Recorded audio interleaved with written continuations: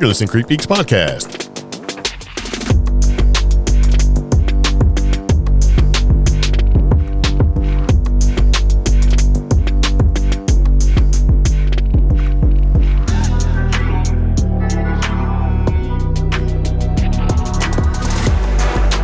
So it begins again. Welcome back to the CreepGeeks Podcast. This is episode 318, season 8, The Ocho. Claiming Bigfoot, past virus show predicted future, Lochness monster heartbeat, and Poltergeist house. Yeah.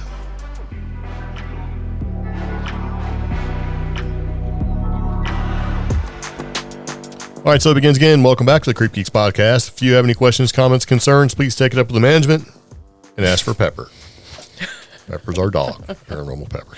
Anyway, if you're tuning into the podcast, we're very much glad to see you. Yes. And if this is your first time listening, this is a paranormal podcast. It's actually a podcast. We talk about things we find to be interesting. Yeah. So we broadcast paranormal news and share strange experiences and things that we find to be interesting, including listener contributions if we have them from our underground bunker in the mountains of western North Carolina. Yep. I'm Greg. I'm Omi. And there you go. Thanks for listening to the podcast. See you next time. All right. So anyway, I do have a lot of things I'd like to talk about, and there's been some pretty interesting things that sort of come across in my, I don't want to say endeavors. That sounds like I went out and actually did something. I was just kind of cruising around like, whoa, wait a minute. This pertains to this. Pertains to that. I was like, uh-oh. I just had a bunch of just unusual Anomalies? people reaching out to me about anomalies this week, and I forgot to bring it up. Oh, that'd be great, because otherwise the podcast would have been really interesting instead of what it's going to be. I'm going to need you to document. Take your phone and hit... But here's the thing. It's Siri, I'm being pulled over. It's all been this week, just randomly people reaching out, asking about if we've noticed any strange sky anomalies or things in the sky. There's been a lot going on. I mean, not just here, but in Western California, that's Colorado, bunch of stuff. I've kind of explained some of that, like the Perseid or meteor showers that have happened and some other stuff. But we've had some unique, cooler weather phenomena in the sky, as well as some unexplained things. So we hopefully have some new listeners that might be writing in soon with some photos, as well as I think winter is coming early this year. Yeah, and well, that's the thing. One of the anomalies that was reported to me is typically related to the same conditions that cause sun dogs or moon dogs in the Southwest.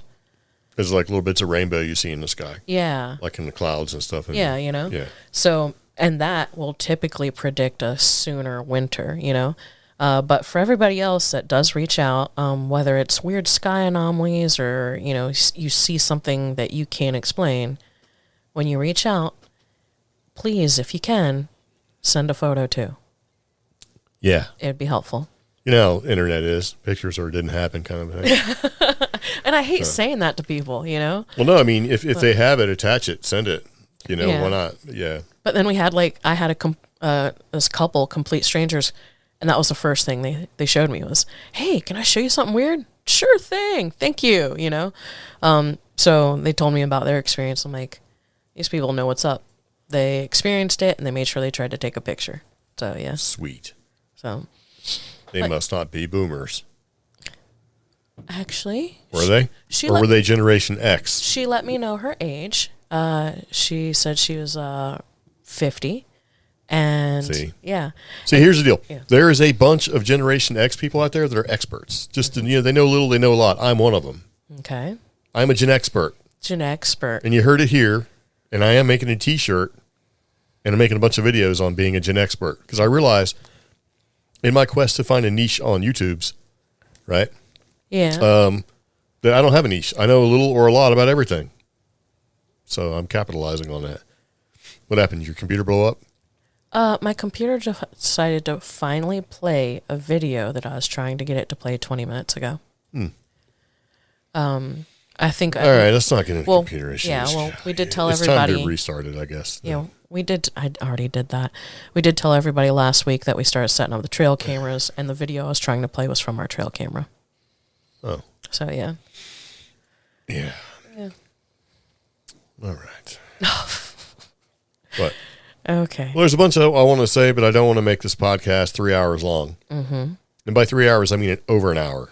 We try to stay, close to 60 minutes or whatever, but sometimes it's longer, 75 minutes. That's okay. So a podcast needs to be as long as it takes to convey the message we're trying to convey. And this message we're trying to convey is there's a bunch of weird stuff going on. We're going to kind of talk about it a little bit. But if you have some weird stuff that you want to share, like Omi was saying, we do have a toll-free number for you. And you can call us at 1-575-208-4025. Would you stop? Well, that's how they remember it. So you make it weird like that, so they remember it. You can also reach out to us on social media. Any social media platform, type CreepGeeks Podcast or CreepGeeks Pod. You will find us. We have a fairly active Facebook group, so you can always share there. Or contact at creepgeeks.com. And if you decide you want a Gen Expert t-shirt, you should reach out so I should see if we should actually make them or not. Gosh. I had one person tell me it was genius. Yeah. I'm all about it now. Just saying. Okay. What? I can plug my own stuff. I have a YouTube channel with lots of subscribers. You put the idea out there before making the shirt. No, I already made the shirt. Joke's on you. All right. And I sent myself emails, and I made the hashtag. Okay. I got this. All right. But the thing is, people are going to spell it wrong, and they're going to come up with Gene Expert, and it's some sort of mitochondrial DNA gene splicing thing. Isn't that what you're about to talk about? Yes, pretty much. Hence the tying it all in for my SIGU. All right, so let's do a warning. This podcast may contain bioengineered and cell-cultivated food products. Stop saying that. Yeah. So which one are you? Are you bioengineered or are you a cell-cultivated food product? Make a choice. Anyways. So with the podcast, we like to do an episode follow-up if we talked about an episode issue that occurred, and then the next podcast sort of ties into that. We'll sort of recap it. And recently, it's funny, I just seen this message, right? And this message is like old. I was like, oh, man. So we have a listener named Ike, and Ike we chat back and forth with messages when I see him. Well, I know I didn't see it because we remember when the messages weren't even showing up, like he'd send me a message and 3 hours later you show up to the house and it shows up. Yeah. Okay. We talked about TNT domes with this family that went to the TNT domes in West Virginia. You go in there where the Mothman domes, the TNT area, that kind of thing, the igloos, whatever you want to call them, and people have had weird experiences there. We've had weird experiences there. Mm-hmm. The couple that ran away had weird experience there. So Ike sent us a message that said, I've been to TNT twice this past month. And he goes, where were you when you heard the noise? Because I've never heard anything out there, but I would like to. I'd like to go down there looking for it if I knew where you were. Okay. And I have to figure out where we were, which dome it was, because I know there were some domes that we walked right past that were just so overgrown we didn't go into them. But I'm pretty sure it was the one that had our names in there, because we went to one dome and it had your name, Omi, which is really weird, and it had my name. Yeah. And that's where it was messed up, where the sound and the audio sound on my camera and the video were screwed up there. And we took a bunch of pictures, and you had Pepper in there. And I can't remember. I have to find the pictures of the dome. Remember, it had like the would look like handprints, but they were painted like animal prints in the door. That was the one that had my real name in it. That's what I'm talking about. That's the one. But I don't remember exactly where that was. So as you walk in, down the trail, I should say, in the TNT area, with a pond on the left, like that couple we talked about in the last podcast, it's like the fourth dome in, I think. It was the third and fourth dome. Yeah. Because I lost you at the fifth dome. Well, we had lost time at the fifth dome. So it was weird. So if Ike's listening, maybe he knows. I mean, because he's relatively local to the area and he spent some time there. Because he even says, I like to go down and spend some time just walking around. He goes, I want to go and just sit in some remote one. He just wants to sit in there and just sort of meditate. You know, it's really creepy. Google Maps freaks out on this place. Yeah, it's weird. So, Ike, if you're listening, I haven't blown you off. I just didn't catch your message. But so, yeah, it's kind of weird. Speaking of kind of weird, so I was cruising around looking at some internet stuff, and I was like looking at Coast to Coast AM because they have articles and stuff that are pretty interesting usually. And there was a link to an old Art Bell episode, because they do that. They call it Somewhere in Time, where they have the original Coast to Coast host, Art Bell, who I will say is my favorite Coast to Coast host. There's some, George Knapp. I like George Knapp. But anyway, and it was to a radio show episode that happened November 22nd, 1996. And you know how those shows would be split up into like basically two subjects because they would go like 3 or 4 hours long. Yeah.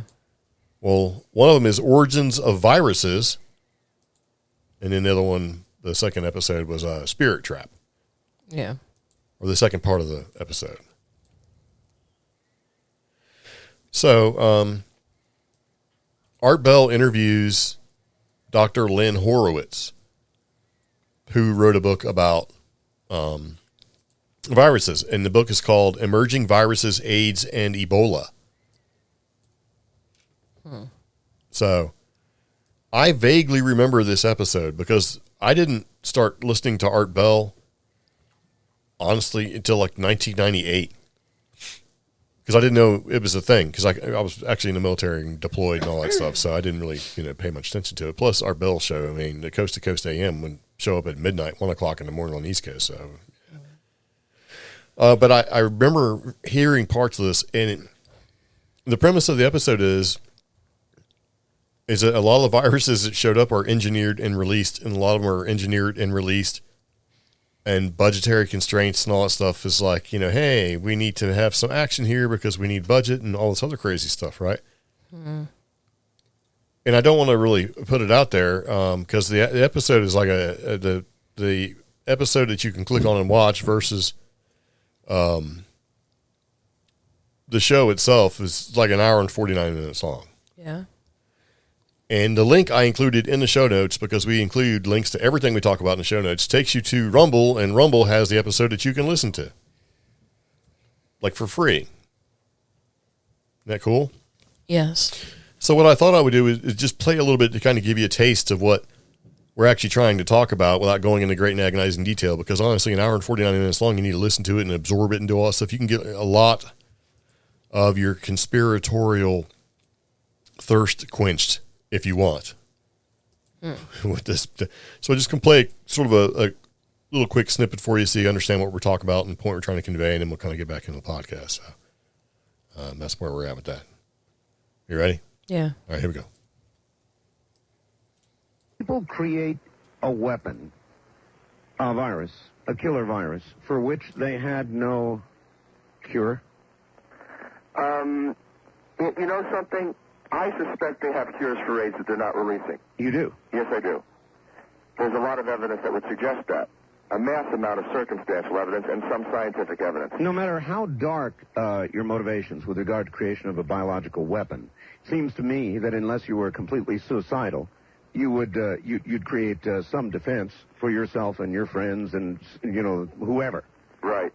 And unless you had financial motives, you would want everybody to have this defense free. Oh, you mean everybody you wanted to have it? Correct. Mm-hmm. So, going back to why did Ebola Kickwit break out? Yes.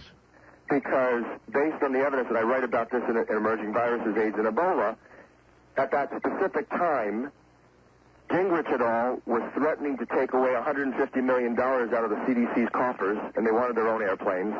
And at the same time, the World Health Organization wanted to implement the Rockefeller University plans for an additional $500 million to establish 14 disease surveillance outposts on the fringes of the tropical rainforests. You're saying that this was done in order to get funding? Great publicity.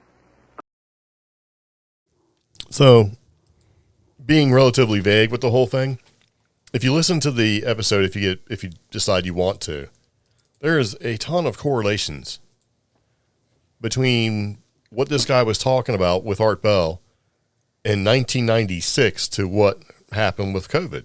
Mm-hmm. Now, full disclosure, when we started talking about COVID and COVID-19 and all that, we lost our social media presence. I lost 12 years. I lost a ton of stuff. I lost my very, very great Instagram that was doing well. It's like our stuff got turned off, and we never said anything crazy like people were saying, like do horse paste and all that junk. Yeah. It was just like, this was created in a lab. In fact, a lot of what we said was recently reiterated in a New York Times article. Oh, well, a lot of what we said, basically the CDC said, yeah, guess what? It's actually the flu, and everything you thought about COVID, that conspiracy nuts were saying this is the way it is with COVID, is true. 90% of it, man. And if 80, you tell people... 70. Okay, let's say 60, and you'd still be wrong because it's higher than that. Things like masks don't actually work, and this was created in a lab, and it wasn't a bat. And Ukraine labs, all of that stuff is true. I do think masks work. They don't work for the particulate matter. The only thing you're doing, anyway, we can argue about masks. If you really wanted a mask to work. Don't list the reasons it might make us lose our social media. Well, we're not. Again. I mean, you just did. Okay, look, we're not, number one. And number two, it's been proven. They even had a lab get busted in California, creating infectious viruses and stuff in California. And see, that's the thing. We didn't necessarily say things. We actually just shared information from news articles from other places and video links. Yeah, and we talked about it before COVID was COVID. And because remember, I kept saying, "Hey, man, there's some crazy thing going on in China right now." Yeah. So it was a thing. So, but when I started listening to this episode, with Art Bell, with Dr. Lynn Horowitz, I'm like, wow, this sounds an awful lot like this guy kind of knew what was going on or what could happen, and it seemed an awful lot like a blueprint. Even to where it's like, maybe this has been tried before, and it just didn't work for whatever reason. So anyway, that's my conspiracy stuff, excuse me, in the news thing for today. See, because I have sections for us, right? We have ghost stuff, conspiracy stuff, dystopian news stuff, Bigfoot/cryptid stuff, because people don't know what cryptids are other than Bigfoot, it seems, right? Yeah. UFO stuff, weird stuff, animal stuff, and save the planet stuff. Those are the sections that I try to fill in now. Okay. It's the things I don't have for this episode. I don't have any save the planet stuff because I didn't look for it. And I don't have much UFO stuff other than people are seeing sightings in the air or in the sky in different places. And some of the areas that seeing things and are close to military installations. So I wouldn't be surprised if we see a bunch of drone-related technology become public for military drones. And we've talked about that in the past with, Able Wingman and all this other stuff that other countries have by having like a mothership jet with other little drones that fly around with it and all that stuff, and including Area 51, where I think Area 51 is a drone base for testing drone technology and swarm technology, because there's been anyway. So we don't have a lot of that stuff. We don't have any dystopian news stuff, but we do have the conspiracy stuff and the Bigfoot and cryptid stuff, which is what we're going to talk about right now. Okay. So part of the title of this particular podcast episode was Claiming Bigfoot. And we've talked an awful lot in the past, in some of our previous episodes of the 318 episodes, about like cities and towns just claiming Bigfoot for whatever, right? And they're not doing it to, look, guys, we really need to protect Bigfoot. It's absolutely imperative that we make sure that it's really like, hey, look, guys, we need some money for the town. So what can we do to get people to come into the town? Yeah. And I say this because you happen to work in that particular field. And it's always a concern when you have a small town that doesn't have a whole lot going on. What can we do to get people to come in? And you want safe, family-friendly sort of activities. You don't want like, hey, what we need is the International Lawn Dart Championship to show up here, and you just get a bunch of knuckleheads who go up there and sign up and start flipping long darts. Now, I would go. And people will say, that's too dangerous. And I'd say, hey, they throw a javelin, a spear in the Olympics. Why can't we have a bunch of guys, instead of playing cornhole, throwing lawn darts at each other? I am looking at this from a different position, in the sense that some of these towns that are claiming Bigfoot, like you're saying, hey, what's a way to make money? Are you saying they're not legit? Inauthentic? But then you have towns with high paranormal activity or high cryptid activity, and those towns, there is a local sentiment that is very anti whatever it is. Yeah, they don't want no part of it. Anti-UFO, anti-alien, anti-Bigfoot. And I find it very amusing that some of these towns that have like no cryptid or UFO activity are like, yeah, we're the official town of whatever. See, it's funny because those some of those towns that you're talking about, right? They're like, we don't want to be associated with the weirdness. We don't want people to think we're weirdos. Yeah. And the other parts of the town, or the other towns that are like, we need people to show up, right? They're like, we don't care. We want people. But some of those towns are, have like high cryptid activity or a lot of significant history and folklore around a cryptid like Bigfoot. That same town will actually welcome something very similar to the Lawn Dart Festival of America. Yeah. It's weird. It's sort of thing.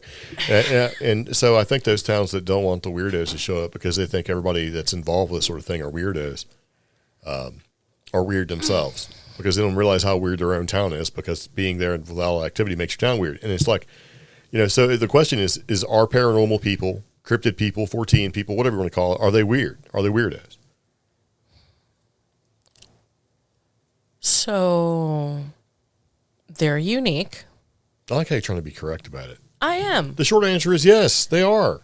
We are. Of course we are. And I'm not saying it like it's a bad thing. Absolutely we're weirdos. So I'm around people who are either into tourism or they're into marketing or they're into both. And I recently had to get interviewed for reasons to write stories and do press about the region we live in. But they wanted personal answers, and I had to explain multiple times in this interview and survey how my feelings and thoughts about where I live are extremely niche and will not be relevant to your results. Yeah, that's a dumb thing for people to ask anyway. Yeah, because I said, I'm speaking for the public. I'm public facing. This is not a personal interview, so why would they like, what stands out for your community? And I'm like, you know what? I am literally the 3% of people who come here for the Brown Mountain Lights. Yeah. And, because everybody else and all the answers they wanted. Well, what do you think will get a lot of attention? I'm like, me and my 5 friends want to see the Brown Mountain Lights. Yeah. I don't know what else you want. I say embrace it. And a lot of people that grow up in small towns like this that are of a certain mindset, they don't want people digging through their trash. What they don't realize is that an archaeologist or someone who's interested in things like that want to dig in your trash because in the trash is where they find out all sorts of things. A trash pit is gold. Yes. Because you can dig through the layers of time and see exactly what was going on and get an idea of how things really are. I say embrace it. And I also stand by, yes, people that are interested in paranormal, ghosts, UFOs, all stuff, have some degree of weirdness, and that's not a bad thing. Let your freak flag fly. It's more of a modern sort of interpretation of it. Okay. And if anything, COVID and having everybody locked down, we're still kind of locked down for this 2024. Everything's just been weird for the past 4 years. Has made it way more acceptable. Which was a bigger conversation that's happening in my professional community right now over tourism. So you're going to be a town that claims, like, what is this? This Pennsylvania area is going to suddenly claim Bigfoot. It's going to increase tourism. There's all sorts of Bigfoot people and cryptid people who are interested, and they're going to come to wherever, whether it's Pennsylvania or Arkansas or North Carolina. Do you have the crowd management and the community to back that claim? Well, you're looking for logistics, and they haven't thought that far yet. And that's a problem because what you're going to do is you are going to put a bad taste in these visitors' mouth, and they're not going to come back. Well, hold on. They're going to put a bad taste in the people's mouths who actually believe in it. Yeah. And the people that are there going, okay, this is poorly organized. Exactly. And then the people in the middle don't care. They're just like, this is great. I got a funnel cake and a Bigfoot sticker, right? And a Bigfoot plushie or whatever. I like it. This is wonderful. And that's what people really want. Right? When you go to have a good time, it's just that sort of middle ground. Now, but when you make that middle ground mad, well, then you're done. They just don't ever come back again. And see, that middle ground, there's things you don't consider, like, okay, let's just say drawing Bigfoot to an area brings an extra 10,000 people. And you don't have the restaurants to feed that 10,000 people. You don't have a bathroom. You don't have the bathroom to feed that 10,000 people. You don't have the local Bigfoot experts or Bigfoot museum to attract the 10,000 people. Yeah. You got to have sort of the infrastructure. Yeah. And the reason why we're kind of bringing this up is because I put a couple things in there about claiming Bigfoot. So, Marion, North Carolina has one of the largest Bigfoot festivals. It's period. They do. Yeah. It is. Now, communities are trying to latch on to Bigfoot. I think a lot of them are kind of late. Mm-hmm. Like you were talking about Pennsylvania, right? Yeah. And so Bigfoot declared the official cryptid of a Pennsylvania community. Okay. That's great. Now, when you look into it, it's like, okay, so another American locale that can call home, right? This Pennsylvania community is named a legendary creature, their official cryptid. Yeah. And a delightful designation was reportedly made this past Tuesday by proclamation from Grant Nicely, the mayor of Derry Borough. And they talked about, Bigfoot being their animal. And it's a Sasquatch sanctuary and all this stuff now. And this is written by Tim Banal on Coast to Coast. Who is from North Carolina. Yeah. Yeah. And so the announcement is not altogether surprising, as earlier this summer, local officials declared that they were considering various ways to embrace Bigfoot as a way of putting Derry Borough on the proverbial paranormal map. Oh my goodness! Right? Hold on, I don't get all crazy. Right? By proclaiming Bigfoot as our official cryptid and establishing Derry as a sanctuary, we are embracing our local folklore and the rich history that makes our community unique. And that's from their council vice president, Nathan Bundy. Did you see what they designated as? What? They have a marketing person. The gateway to the mysterious Chestnut Ridge. Ooh, so, okay. Somebody's been paying attention to Western North Carolina. Well, somebody like you has a job there now and says, hey, they got their own Omi saying, hey, let's embrace it. And these people were open enough to go, yeah, let's bring it on in. We'll figure the rest Omi, out later. If I see you in a marketing conference, we're going to talk. I just want to talk. So, Derry becomes, they have joined a cavalcade of communities, right? Oh. Like Whitehall, New York, Jefferson, Texas, Evergreen, Alabama, and Marion, North Carolina. So yes. I'm like, oh, well, let me click on that link, right? So I did, and I clicked on it. And what does it say? I don't know. I got to find my link now. I got like 15 links.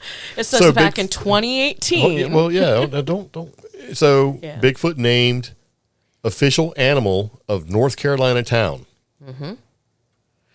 And even have a reflective sign, which this picture is not from North. Anyway, so a town in North Carolina has become the latest municipality to officially embrace Bigfoot by way of a proclamation declaring the creature to be their official animal.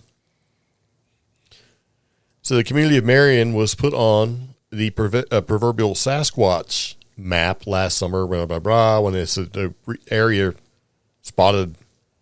So there was an investigation done, but basically Bigfoot was spotted in the area, right? Mm-hmm. And this is during what they call an expedition. So, okay. And so questions remain as to whether or not it was genuine sighting. This hasn't stopped the town from taking that connection and going even further with it, and hence the Marion Bigfoot Festival, right? Yeah. So this was also written by Tim Banal, which I thought was pretty funny. So, yeah. So Marion's no guilt. Marion jumped on it early in 2018. Yeah. So that was kind of cool. And then so it's their official animal. Yeah. And then after that was Jefferson, Texas, Evergreen, Alabama, and then I think Whitehall. Actually, Jefferson, I think, is before Marion, because Jefferson, you have, what's his name, Lyle Blackburn? Oh, yeah, but they did it a little differently. They're like, we are the Bigfoot capital of Texas. Yeah. We are the Bigfoot capital of Alabama. So, whereas it's our official animal. Yeah. We don't need to show off. We're not making proclamations like that. It's just we don't need to join the cavalcade of all these other things, right? Bigfoot just happens to be our official animal. It's our animal. What's up, man? It's Bigfoot. Yeah. It's our animal. With sightings around Lake James and the southern regions of the Linville Gorge Wilderness area. Yeah. And I will tell you, in this area, in this part of Western North Carolina, there's some weird shit that happens around here.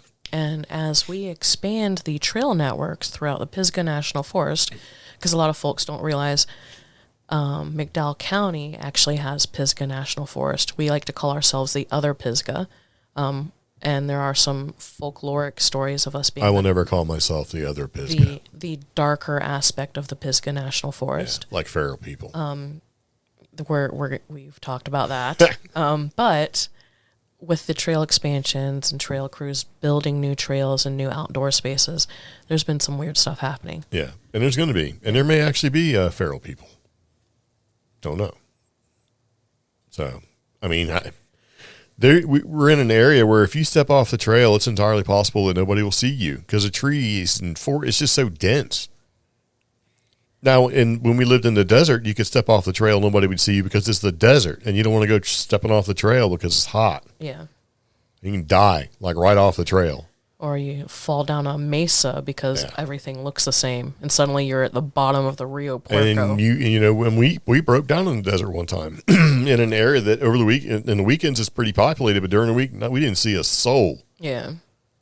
So like all day, 8 hours, not one person passed. And it's like, huh? But you know, it kind of is what it is. But I just thought that was pretty interesting when they talk about the Dairy Burrow and declaring Bigfoot, and then there's Marion, and there's the other ones. It's like, oh wow, okay, yeah. So we're all sort of in there, but yeah.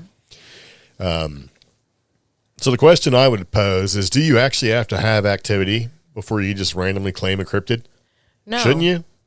I mean, no, you don't have to. You can do anything you want. You can proclaim anything you want, right? It's not. I mean, as long as people want to pay for the sign, you're fine. But there's another. I would think for authenticity, you probably want to go. Hey, we have had weird stuff happen here. This is why we're doing it. Because if you're just doing it just to do it, then it's obviously a money grab. And the people that are really interested in this sort of thing are not going to show up. You got to have a reason. Like that'd be like, I don't know. I'm trying to use an example, but it'd be like looking for Dogman in New York in city, like in the city, New York. You're going to find other weird stuff. You're probably not going to find Dogman. So it would be even worth proclaiming New York City is the Dogman capital of the world or whatever. So there are a couple of counties in western North Carolina that have unofficially adopted Bigfoot as their official mascot for Leave No Trace. Okay, well, but those counties have no Bigfoot sightings. So. Well, okay, if you look at Bigfoot being like Smokey the Bear, as sort of a figurehead. Yeah. Kids friendly or whatever, I mean, I can see doing that. Yeah. Like Bigfoot wouldn't want you to pollute. You got Bigfoot with a tear rolling down his face as he drops some trash in the trash can. The irony is that leave no trace. So pick up your litter, leave no trace. You can't find a trace of Bigfoot here. Yeah. No, I get it. Unfortunately, it gets lost on people who are like, you mean there's Bigfoot in this county? And they drive those 3 hours to go Bigfoot hunting only to be found out it's an anti-littering marketing campaign. People have gotten mad. Oh, I'm sure. But, okay, so I think if those people got angry, they weren't clever. Yeah. And chances are they had a hard time getting there. It's like you take Interstate 40 and take one exit and you're there. Well, what do you mean? I didn't mean it so hard in the GPS. It's like, whatever, man. I was going to say something about mouth breathers, but I don't want to do that. But I already did. So moving back into the podcast. I thought that was kind of a interesting sort of turn, but not as interesting as this next thing when we talk about claiming Bigfoot in towns and doing that sort of thing. And, are paranormal people weird? And the answer is, of course they are, but that's not necessarily a bad thing. There's extremes in everything, but this town had a meat shower and I'm all excited. Yeah. Yeah. So a long time ago, this mysterious Kentucky meat shower happened. But they're embracing it, this community, and they're opening up a museum exhibit about the Kentucky meat shower. Oh, yeah. So they're obviously saying, hey, man. So the Kentucky meat shower, and they have a little blurb here, right? It's a unique history of the meat shower. On a clear morning, March 3rd, April, 1876, the residents of Olympia Springs in Bath County, or I can't really read. I don't have my glasses on, right? Kentucky witnessed an extraordinary phenomenon, but it would baffle scientists and locals alike for generations. Between 11 a.m. and 12 p.m., chunks of red meat began to fall from the sky, right? Yeah. Covering an area of approximately 50 square yards. Huh. 100 by 50. 100, so like a football field or something. Yeah. Right? So Mrs. Crouch, a local farmer, that's probably not a football field size right now. Somebody's like, that's not a size. I don't know. I'm not a football guy. I'm not a sports enthusiast, right? Mrs. Crouch, a local farmer's wife, was making soap on her porch when she saw the first piece of meat descend. Okay. The sky was clear and there was no rain. making the event more perplexing as, the meat also varied in size, with some pieces as small as snowflakes and other ones up to 3 inches long. Okay. So theories about the origin of the meat ranged from divine intervention to some other more scientific methods or explanations. So they say, while the vast majority of the meat that fell on Olympia Springs was lost to the sands of time, one piece was preserved and kept by nearby Transylvania University in the city of Lexington.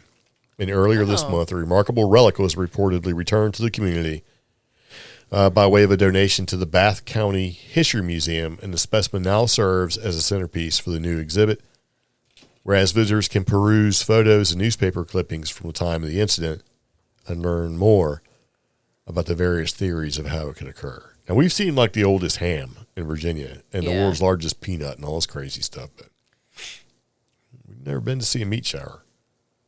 Oh, sample. I'm looking at the video. That's just gross. Sorry. They have a contest where, you can eat a piece of the... No, they don't. It's like get a free T-shirt if you gnaw on a piece of this mysterious meat shower meat.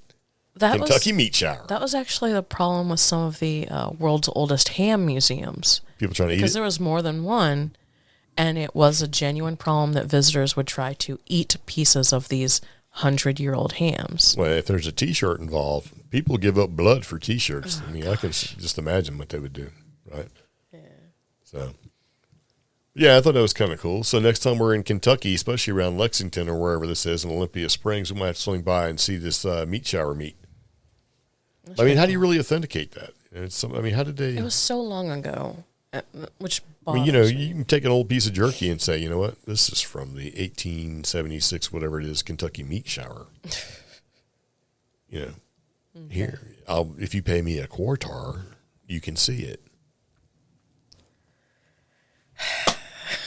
No. Hey, it's genuine. Okay. It's like the Bigfoot hair that we had. We went to a couple conventions or whatever. It was funny because the people that were really into Bigfoot didn't like it. They're like, whatever, man. Yeah. But the people that were seen it for being funny as what it was supposed to be, said, yeah, I'll get this. Especially when they looked over and saw Pepper sitting in her little seat. Yeah. It's like, hey, your genuine Sasquatch hair looks an awful lot like, Pomeranian hair. Could be a one lady was like, is that why she looks like she's mad at you? You should have said, no, she just doesn't like me. But yeah. I just thought that was kind of funny, And we had that happen a lot. You'd be surprised. We did a bunch of events, and we're going to probably pick them up next year, too, because we took a little bit of time off because it seemed to be not as exciting for certain things to... The key is putting the apostrophes around genuinely from North Carolina. Yeah. Genuine North Carolina. Yeah, so they just didn't get it. Like, we had, wood cutouts that had Bigfoot wearing high heels, for Sassy Squatch. Yeah, Sassy Squatch. People were angry. That Bigfoot does not wear high heels. I was like, well, how do you know? It was like, and one guy, the guy that I argued with about it, I was like, it's just, because he kept cutting me off. And I'm like, well, this Bigfoot has breasts? Bigfoot do not have breasts. I'm like, everything has breasts, bro. Everybody's got them. I said, you got them? She's got them. And he got super mad about it because he didn't understand what I was just trying to say, that if you're a mammal, you have them. You have breast parts. Patterson Gimlin footage shows. I didn't get a chance to get that far. I got all angry and stormed off. And the best part of it was he gave me back my sticker. I gave him a free sticker. I'm like, here, check it out, man. He came back to hand it back to me in disgust. Yeah. And that's like announcing I'm leaving the group on the internet. It's like, you don't have to announce your exit. Just go, bro. That's better than the guy that just unsubscribe. That explained to me that there was no way Bigfoot could hike the Great Smoky Mountains in high heels. And I'm just like, it's a joke, bro. You should say, hey, have you ever tried it? So, it was just, And people have no sense of humor sometimes. I did put a reply to somebody that said, oh, I'm very angry. I'm leaving the group. It wasn't my group. I just happened to be a spectator as I was scrolling by. And I was like, no, I'm leaving the country for something. It was something dumb, right? I was like, you don't have to announce you're leaving. Just unsubscribe from the U.S. You can just go. Nobody cares. There's It's like, I'm leaving in a huff. Okay. There's like Facebook tag groups that I love to use. I'm like, this isn't an airport, no need to announce your departure. Yeah, exactly. So It's like, sir, this isn't a Wendy's, or sir, this is a Wendy's, right? yeah, Yeah. So there you go. Kentucky meat shower. that's pretty cool. Yeah. I would have a meat festival, man. I would capitalize on it. Barbecue. No, listen. What? Okay, so you got barbecue, Kentucky barbecue. And barbecue is just not the, barbecue that you eat like on pulled pork or whatever sandwich. Barbecue is meat. Yeah. Because if you go to a barbecue anywhere else, like, I don't know, say Australia or whatever, it's anything you can cook on a grill. Yeah. It's not like just straight up barbecue. Because, see, if you told me, hey, come over, I'm having a barbecue, and there was no barbecue, whether it's pulled pork or brisket or something, if it was just like hamburgers and hot dogs, we're probably going to fight in the parking lot. Because you don't do that. Yeah. You got to just be serious about it. I'd be like that guy saying Bigfoot doesn't wear high heels. You cannot call this a barbecue. Because, think about it. But This is grilling. yeah. I would not be wrong, though. Yeah. Because there'd be a fat guy like me standing right next to me saying, guess what? This is not a barbecue. There's people who say I'm wrong because I think tuna and brisket qualify as barbecue. They do. There's people out there saying I'm wrong. Well, guess what? So Tuna is a red meat. yeah, And I've had barbecue tuna right next to barbecue brisket. yeah. Right next to barbecue. Apparently, I'm showing off how bougie I am, and I didn't. So I'm like, yeah, tuna on the grill counts as barbecue. Apparently, that makes me fancy. I don't know. But, yeah. Yeah. You're so fancy because you've been to other states. It's like, well, why would you want to go there? It's like, hey, man, I'm about to blow your mind. I've been all over the world. But yeah, I don't even know why you'd want to go all over the world. saw- It's like, okay. yeah, I've seen some Southern discussions about how, grilling is hot dogs and hamburgers. Barbecue is Pork or beef, and that's it. Maybe some chickens. pork, and then pork and chicken and beef, and then some really Southern people or really Appalachia, North Carolina people, South Carolina people are like, no, it's pork. And I'm just like, no. Well, if you're trying to be regionally specific, yes. Yeah. Well, these people got mad when outsiders like me What kind of popped pork, in. man? Are you talking like, pork loin or that's how you start fights. Yeah. It's pulled pork and this sauce better taste sweet and have a little bit of vinegar taste to it. Not me. So, but now I will say that in my world, brisket is not barbecue. Brisket is brisket.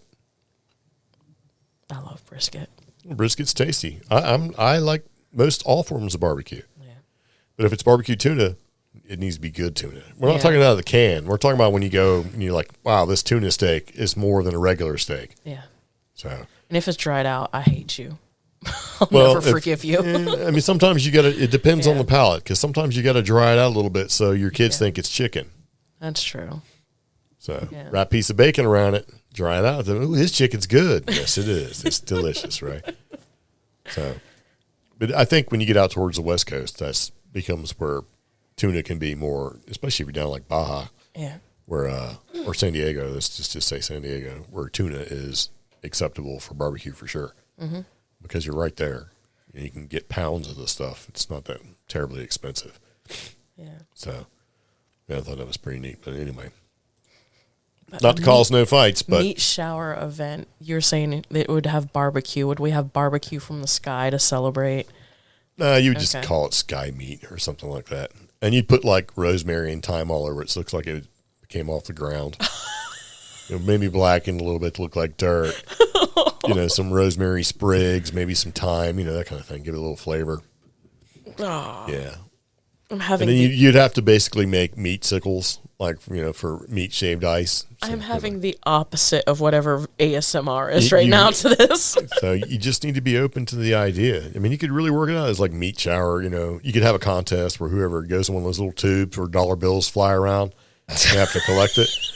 Except it's just meat whizzling around, like slices of barbecue, like dried, like jerky meat or something. And you catch as many pieces of meat as you can catch, you could eat. So, and somebody would be scooping it up off the floor and been stomping all over it, right? So. That's so bad. But it'd be great though. I would go. I would go to see that. To see people getting smoked. It's probably been done. I know somebody's listened to the podcast because I seen some crazy Japanese game show where they were just whipping meat at people, like shooting it out of a cannon or something. If they could catch it, they could keep it. You know what I mean? I'm telling you. Absolutely. Write that down. We're going to do this. Hashtag Marion Meat Festival or something crazy like that. We could get a booth and do the Kentucky meat shower there. It's like, yes. Should be like, check it out. T-shirt cannon. You're just launching like chunks of meat. It'd probably be the most expensive festival ever because I know a T-shirt's probably way cheaper than wrapping a steak and shooting it out of a T-shirt cannon. Like those things they shoot T-shirts at people's stands. Like pneumatically, like funk, and just shoots it out there. Just putting meat in there. Poof. I hope. It wouldn't work at a chili festival, though. You just blunderbuss everybody. Anybody who lives in Olympia Springs, listeners, please send this episode to them. Why? They're taking notes. They're writing it all down. They probably use ChatGPT or something to figure it out. Okay. I need a meat festival. Help me plan a meat festival. And they just go through it and be like, according to the CreepGeeks Podcast. Yeah. We might have to do that when we get done with the show and figure that out. All right, so along with the mysterious Kentucky meat shower, this is something I thought was sort of related, but not too related. The Poltergeist house is on sale. The original Poltergeist house is on sale for the first time in 45 years. Oh. I didn't realize the house was older than me. Huh. Yeah. Yeah. Oh, wow. I think the movie came out just as you're being brought forth into the world. The kitchen's spacious. It does need a little bit of updating, in my opinion. It's a nice house. Oh, I like the bathroom. This house is a 4-bedroom, 2.5 bath, with, of course, the large swimming pool and jacuzzi. Yeah, full of dead bodies and stuff. Despite its connection to the popular horror film, the sellers promise there's no ghostly antics to worry about, which makes me want to look up if California has that paranormal clause for real estate.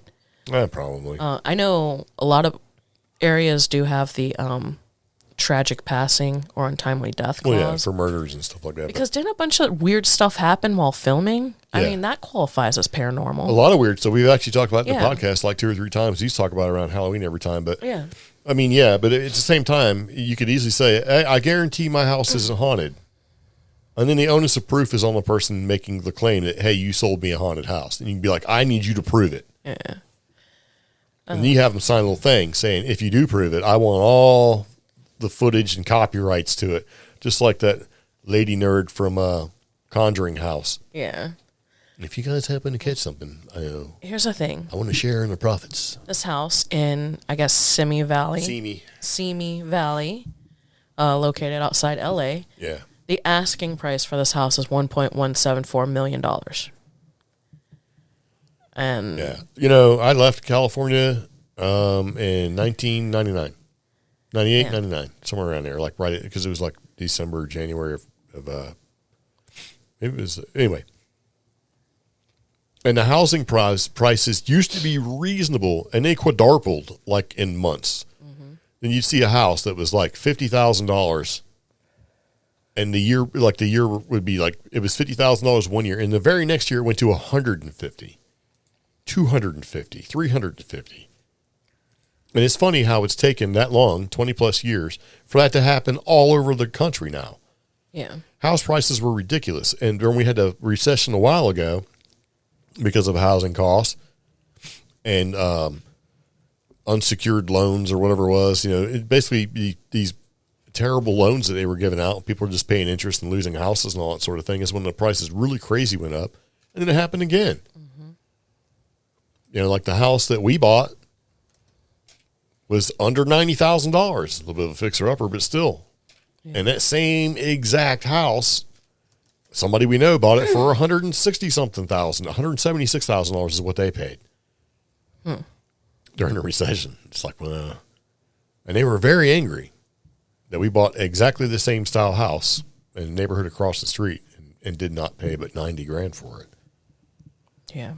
So it's like, wow, you just lost $100,000, and they're going to get their money. You took a loan for $180,000 or whatever it is. You're paying back $180,000 just because the housing costs dropped out. So that's going back into people's past, I guess. Especially if you're a youngster, you don't even know what happened. You're like, what are you talking about? I remember because people were saying, dude, you can totally buy a house right now. a guy at 7-Eleven who I used to see every day got his real estate license. Like, I can sell you a house right now. Yeah. You didn't have to prove income. You didn't have to prove any of that stuff. And I was like, yeah, but what happens? He's like, you just got to make the interest payments. I'm like, what happens when the interest payments stop and I got to pay the interest payment and the mortgage? Oh, you'll be rich by then, was effectively the gist of the conversation. It's like, no, thank you. I'll wait. Yeah. People, they got hung up in that stuff, man. Crazy. So, yeah, Poltergeist house is for sale. If you haven't seen Poltergeist ever, watch the first Poltergeist movie. Because it was crazy. And then look it up on the internet, all the weird stuff that happened with Poltergeist. They're saying that movie was cursed, right? Yeah. Yep. So we're going to wrap up the podcast with talk about bees. That's our animal stuff. Yeah. So basically, it was a post on Coast to Coast AM, and it says the number 4 and then R, like the letter R, and bees. And there's some photos of a beehive with this black octagon looking thing on top. There's a lot of bees on top, too. Yeah. And it says 2 experts on bees, Brent Knudsen and Magda Havas, right? We're going on Coast to Coast on Friday or whatever to talk about a new technology for healthier, more active, and less aggressive bees. Yeah. It says a soon-to-be published study is documenting how a small, non-invasive quantum energy device called PureWave uses magnetic field technology to help bees survive and beekeepers thrive. But that's the first time I've seen like a non-invasive quantum energy device. Okay. So I'm like, well, that's cool. What is a quantum energy device? Yeah. And, it's probably going to be something that's, I don't know how real it is. So let's see. There's like people out there selling like, cable television companies hate him for one simple fact or whatever. And it's just an antenna that anybody could use. Apparently it uses a combination of frequencies and electromagnetic activity, so we learned something interesting while we had COVID. I ended up having us watch a lot of David Attenborough shows. And one of them was like, Oh, you didn't have us watch Nature in Color or something like that. And it showed how. You can always watch a David Attenborough show. It showed how bees and flowers actually have different magnetic charges. So, and colors. And colors. Like, this one, you can't see it, but it's like. And the bees UV. help distinguish which flowers have better potential due to the combination of magnetism and the different colors.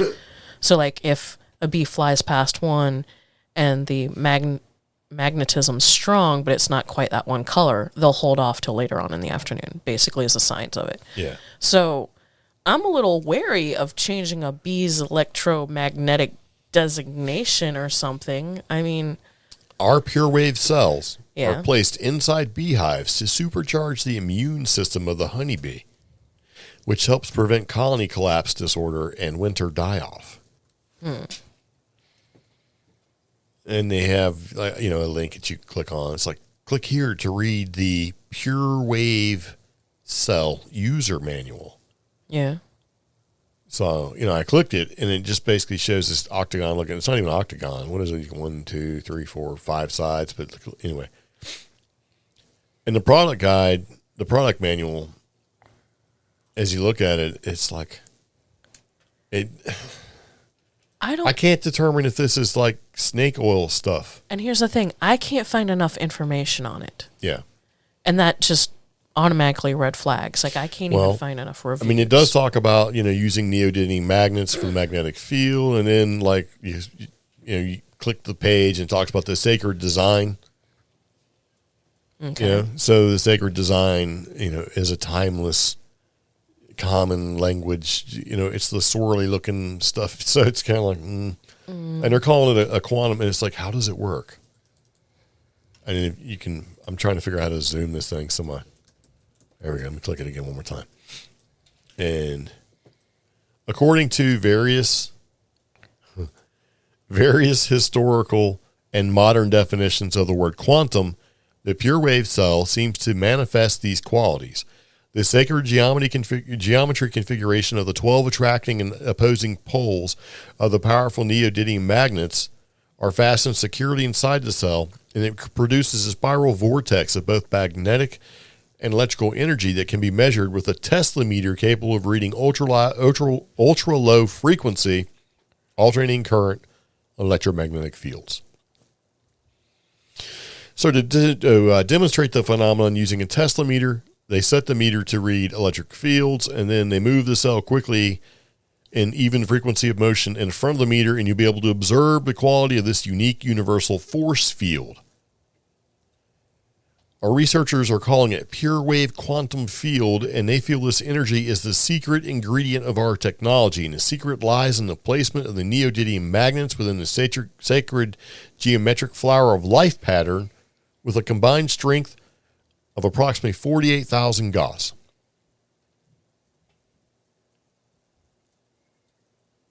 Okay. What does that mean? Yeah. And I mean, I have tri-field meters. I have that stuff, and we can read Gauss. yeah. But how do they know that 48,000 Gauss will actually do anything to the bees? Like, how can they, it's like where I'm almost... I'm not saying that they don't see it, because yes, there's electromagnetic lines of force around anything that generates an electromagnetic field. Yeah. But, sacred geometry and a flower of life and all that stuff, and they're creating the fields, and, okay, so that's cool, but how are they saying? I don't understand. And what sets off flags is they're using certain keywords and buzzwords that if you start typing some of those buzzwords into Google or whatever your search engine of preference is, you'll get older articles that indicate at one point scientists did use like quantum physics and certain things to actually research how, bees function around flowers, how they use their dance language and their brains to communicate with each other. And you get all sorts of varied responses when you type these different buzzwords plus bees or honeybees in. Yeah. Well, they're even saying depending on... You don't get a direct answer about how this works. Yeah. And they're saying that, when you place the pure wave cell on top of the hive, if there's a metal lid, this will entrain the metal with the same field and potentially make a larger energy field. And note, this will not weaken the magnets in the cell. And this technique also appears to create a sort of beacon effect for bees to easily find their way back home. This may be beneficial to beekeepers that experience abandonment, where the bees just fly away and they just don't come back. Okay, so I could see that working. Yeah, but I mean, that's the thing, though. How do they know that the magnetic field that the bees need to locate home is the same one that's created by sticking a magnet on top of a metal beehive? Yeah. I mean, you like with CB antennas, right? Yeah. You don't have any range at all, but when you take that magnetic whip antenna and you stick it on top of, like, say, your van, it creates a plane, right? So you can receive signals. Mm-hmm. But that's great. But if I don't know what frequencies the CB radio transmit and receives at, I may never hear it. Kind of like how we just use every single signal trying to reach out to aliens. Yeah. Yeah. I mean, so it's like if you're not using the right signal, they're not going to hear it, and you're not going to hear anything back because nobody knows. It's who figured out the frequency of bees, and how did we adjust that to manipulate them? I have my own concerns because, okay, there's things like hive collapse and hive abandonment, which relate to environmental conditions and other things. How are you not possibly generating more of those issues by using magnetism? Yeah. Magnetism. Or worse, are you creating an extremely docile hive that may be more susceptible to things because they just want to get back to the hive to feel the nice, happy magnetism? Yeah, or is the magnetism just basically causing detrimental effects? Yeah, either or. Like maybe they're just not leaving. Yeah. Like making they don't know where to go because the noise is, the magnetic energy field or whatever is just too much for the bees. So I have, to me, this is almost like, and this is something you honestly, you probably could not prove. This to me is like when you're cruising through the store, like say a large big box store, and you're in that weird section in the automotive department where there's all sorts of weird things you can put on your car. Mm-hmm. And they're like, hey, if you put this deer whistle on your front bumper, you know, it's going to repel the deer, and you probably never run into one. Mm-hmm. And it's like, well, I know a lot of people, myself included, have never really hit a deer before. So how would I actually know it's going to work? You know, if I hit deer all the time, right? So I just run into deer all the time, and I put that whistle on there, and I no longer run into deer. I could say, you know what? I think this works. But if I've spent my whole life, right? Let's just say 38 years of driving, and I never hit a deer, and I put that whistle on, is it just the odds are likely that have never hit a deer? But how can I prove it works? Well, okay. First off, if the whistle, you know, functions as a whistle, which means air moves through it, that means the sound is going behind the car. You would think. So you'll never hit any deer behind your car unless you're backing up. Sound travels pretty fast. You know what I'm saying? But still, so do deer apparently. Well, I mean, we've been lucky. We've had multiple instances where, you know, spider sense took over, and I jammed the brakes, and guess what? Stepped out in the road. Yeah. Big giant elk. Yeah. And you're like, why did you do that? And I'm like, there's a big giant elk. Yeah. Don't know why. That's exactly what happened. Yeah. So we got the big giant elk. But see, I don't know. I don't know if this, you know, this pure wave thing, you know, is a scam or not. I mean, yes, magnetics, when you put magnets together, they do create an electromagnetic field. Of course they do. But, you know, creating the sacred geometry, I mean, geometry, I just don't understand if that works or not. I want to believe that that's an amazing thing, but I'm also, because I kind of like the idea of bees, right? Yeah. Especially because they're the pollinators. If bees die, we all die. Yeah. But I would hate to think it's just scam. This is almost like, you know, they're doing the hydrogen generators, the high output or the HHO generators people putting on their cars. They take baking soda and create hydrogen. As this doesn't have any negative effects, to be completely crass, would equivalate this to to like crystal healing and crystal enthusiasts and astrologers who like to crystal grid their houses. Yeah, which, you know, it has some works great. But how would you know? I mean, like, you know, if we go on a paranormal investigation and something creeps us out, I will grid our house for protection. Yeah, but you know, how do we know it really worked? So it looks like it's a 3D printed thing with, you know, the word pure wave across the top. Mm-hmm. And it looks like it's sealed, like, you know, I guess they put magnets in it and whatever. Guess how much the pure wave cell is? I don't want to guess. Well, I'll tell you, $599 for the pure wave cell. But you can get the pure wave cell and a case of honey, pure wave honey, case of 12, for $795 on sale. You can get a case of 12 pure wave 4RB's pure wave honey, 12 of them, $289. Get a 2-pack, $49.90. Okay. Right? $29 for a single pack. You can get a limited edition gift box, which has stickers and a little couple bracelets that are inexpensive and some energized honey for $40. $599. Yes. $600. Yes. Whereas, on average, to get started in beekeeping as a complete novice will typically run folks between the $500 and $800 ballpark. $300 if you're actually apprenticing from somebody who already has bees, or if somebody who already has bees can help transplant a hive to you. Yeah. And that's getting out cheap. So a hive itself is almost $500, and this device is $600. Well, you can get a T-shirt for $45. I'm not getting a... But see, it's energized honey. I want this to work, but I'm beginning to, you know, hey. I'm going to go down the street, talk to our local bee farmer, beekeeper. I'm going to tell him, hey, can I put some quartz crystals and some hematite around your bees and see if it works?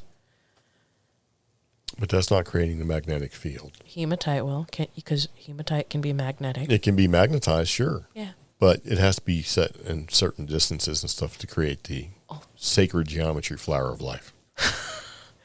I will go on Reddit and find out what that is. I mean, yes, frequencies and things like that. I believe there's a whole lot going on with that. I really do. I like the idea of energetic frequencies and things. And I know there's power behind it. I was a sonar tech. We used to actively transmit sonar, right? And there's certain frequencies and stuff and certain energy levels, and you put that acoustic energy in the ocean, and it does create patterns and effects and stuff. Sure does. And it's very powerful. Mm-hmm.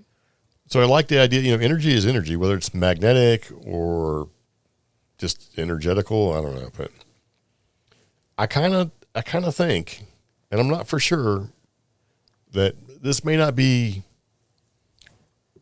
I don't know, provable in a way for me to want to commit $599 for what looks like a 3D printed,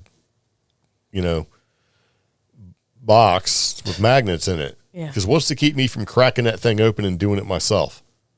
Yeah. Because, they're already using neodymium magnets, which are pretty nice. You can buy those off of Amazon, get a whole bunch of them. They're pretty strong. They're great magnets. I'm sure I could Google how to create the sacred geometry flower of life using magnets. I know it's on the internet. I just, maybe, I don't know. I just kind of look at it as being like, well, look, there's 9 results on this 3D printing library I just found. Amazing. For the Sacred Flower of Life box. Huh. Oh, here's one for the decorative container that actually looks more similar. Isn't that something? 9 results. And this pattern for 3D printing only costs $2. I'm sorry. I'm just so skeptical right now, and this just hit too many points for me. Well, that's why it's time to go. Yeah. So thanks, guys, for tuning in. If you have any questions, comments, check the show notes, or reach out, contact at CreepGeeks.com, or reach us on social media, CreepGeeks Pod or CreepGeeks Podcast. There you go. So I do appreciate you taking the time to listen. If you have any questions, comments, concerns, let us know. Otherwise, see you later. Take it easy. Bye, Sickle. Bye.